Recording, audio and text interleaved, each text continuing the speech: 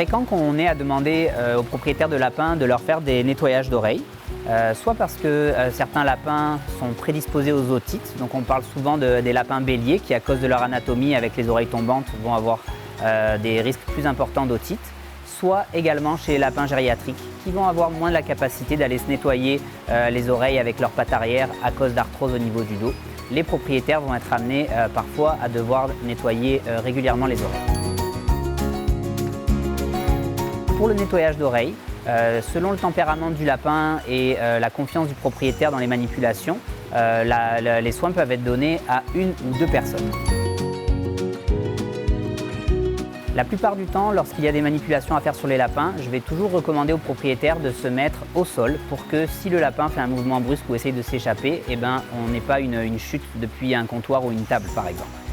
Pour le lavage des oreilles, la plupart du temps, il va falloir aller instiller quelques gouttes dans chacune des oreilles du lapin.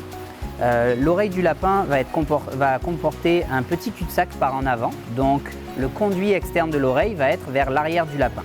Donc avec la bouteille que l'on va utiliser pour instiller le produit, il va falloir aller viser vers l'arrière du lapin. Appuyer sur la bouteille pour faire tomber quelques gouttes.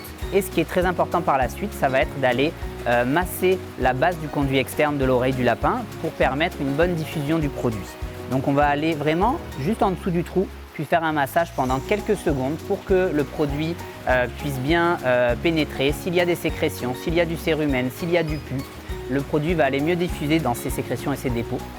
Par la suite, il y a plusieurs façons de faire. Moi, j'aime bien laisser les lapins se secouer la tête et aller se nettoyer par eux-mêmes. Autrement, avec une petite lingette ou un petit essuie-tout, on peut aussi aller retirer l'excédent de produit au niveau de l'oreille. Il est bien important de ne jamais aller introduire un coton-tige ou même une petite gaze propre à l'intérieur de l'oreille du lapin parce qu'autrement on risque d'aller pousser et faire descendre et faire accumuler les sécrétions vers la base plus étroite du conduit externe.